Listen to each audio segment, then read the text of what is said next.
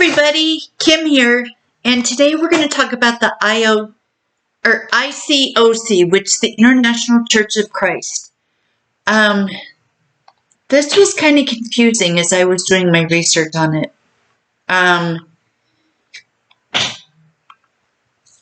Every place I checked and looked into, they all say the church is a cult, except for one place, and that was Christianity.com.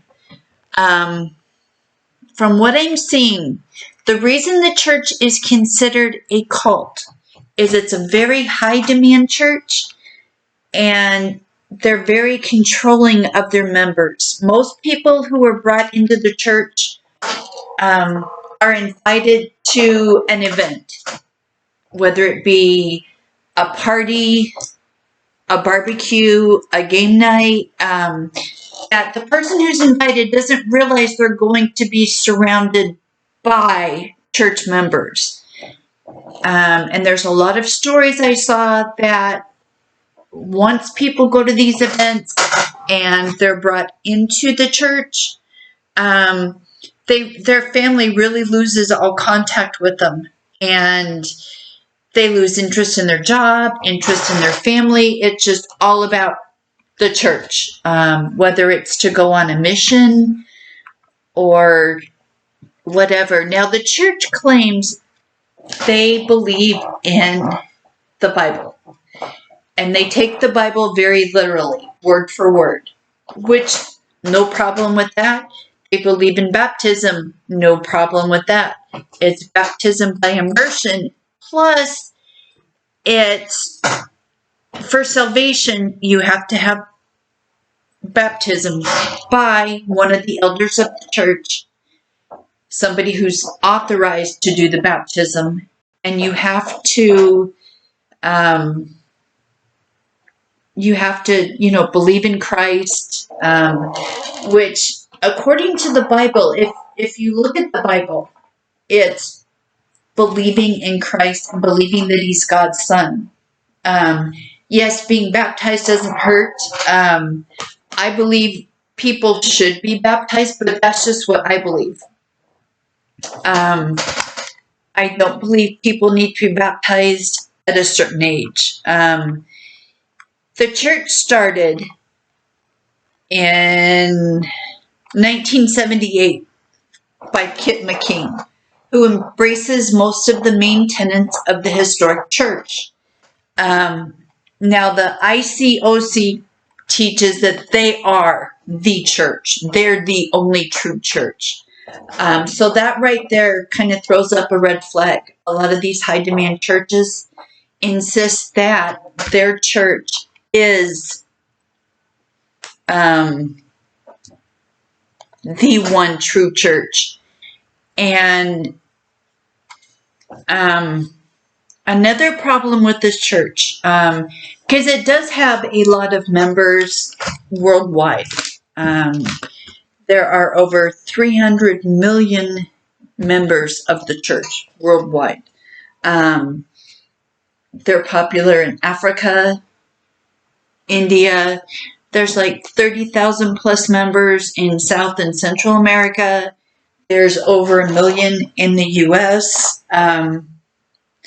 But when they move into a new place, they will change the name of the church.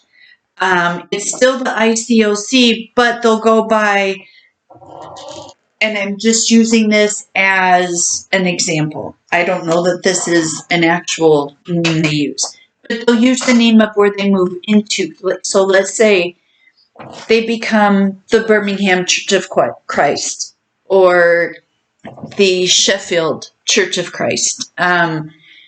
So people, when they join the church, they're not really sure what church they're joining, to kind of leave the members not quite sure of where they are.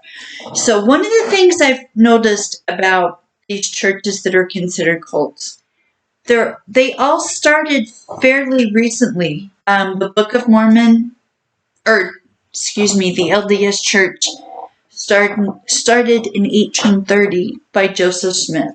This one started in 1978 by Kit McLean. Another church name that this church goes by is the Boston Movement. They claim to be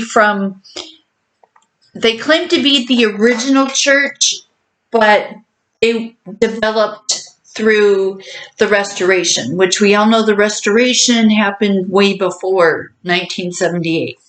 But so, you know, it's really hard, and there are multiple elders or leaders of each congregation.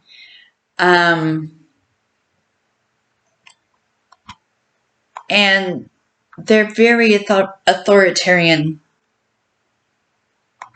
And while they are autonomous, meaning, okay, there may be several churches, each church acts on its own.